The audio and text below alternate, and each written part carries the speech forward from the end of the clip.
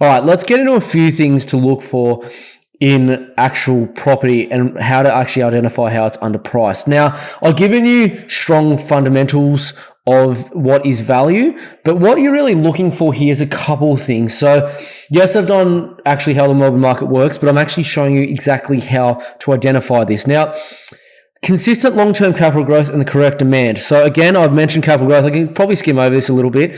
In the past, long-term capital growth, 30 years plus. What is the capital growth? Correct demand is from people with strong income demographics, right?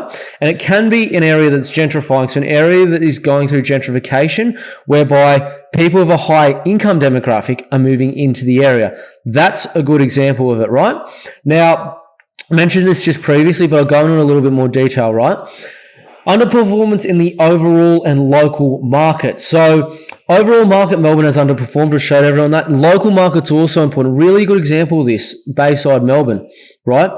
I mean, you look at some suburbs, in the Bayside, especially outer Bayside towards Mornington. Some of them, between Aspendale and Bond Beach, for example, in the outer Bayside, have done 40 to 60% since COVID. However, in similarly capital growth locations, right, I'd argue a bit better, Moorabbin's done next to nothing in literally the last 7 or 8 years. It's done 10%. Oh, some parts you can even pick up for almost 0% in that last period of time, right?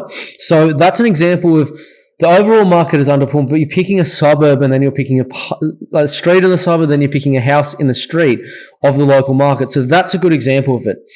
Another one, not many people know how to do this, but a low loan to value ratio. So where you have lower mortgage repayments and high income, generally you'll have a low loan to value ratio, and especially if you can correlate, this is something that not many people know how to do, but especially if you can figure out what the average mortgage is in a suburb and also then the average price of the suburb, you can actually figure out the LVR of all the suburbs. Now, I have people I know in the banks and in very, I'd say, probably high-end financial institutions that I get data of this off. I actually get it for free, believe it or not, because I'm quite good friends with some of them.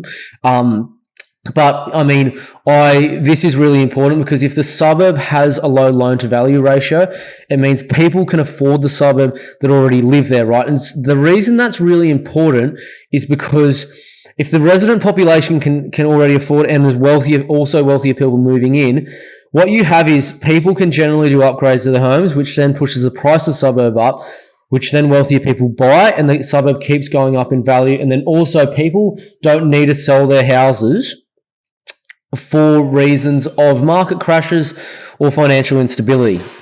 Now, if you've got a 20% LVR, so your suburb, let's hypothetically say is worth $1 million and the average house there has a $200,000 mortgage, right? That's a 20% LVR. And there's ones, I kid you not, there's ones in Melbourne with literally a 20 to 30% LVR that are in literally this video, and there's plenty there, but people don't know about it, right?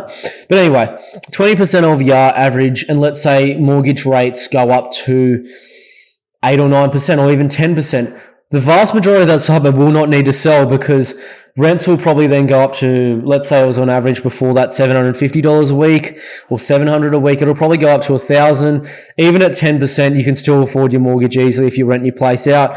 And even people that live there who have a $200,000 mortgage could easily still afford that because in the suburbs, I always mention, people have higher incomes. So it's nothing really to worry about if you have a low loan to value ratio. And also most of these suburbs, you have in detached houses, you have somewhere between 35 and 60% of people that own their houses completely outright. So it doesn't matter if rates could go to 18% like they were in the early 90s. They will not need to sell because they own their house outright. Okay.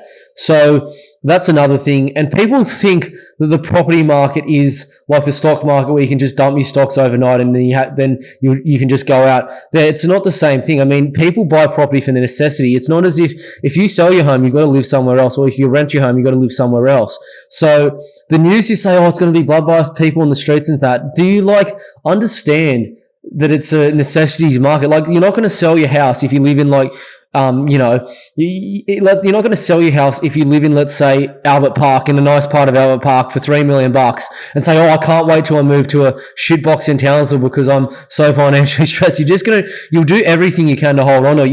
You'll sell your cars. You'll stop doing, your coffees all the time. You'll stop going out to restaurants.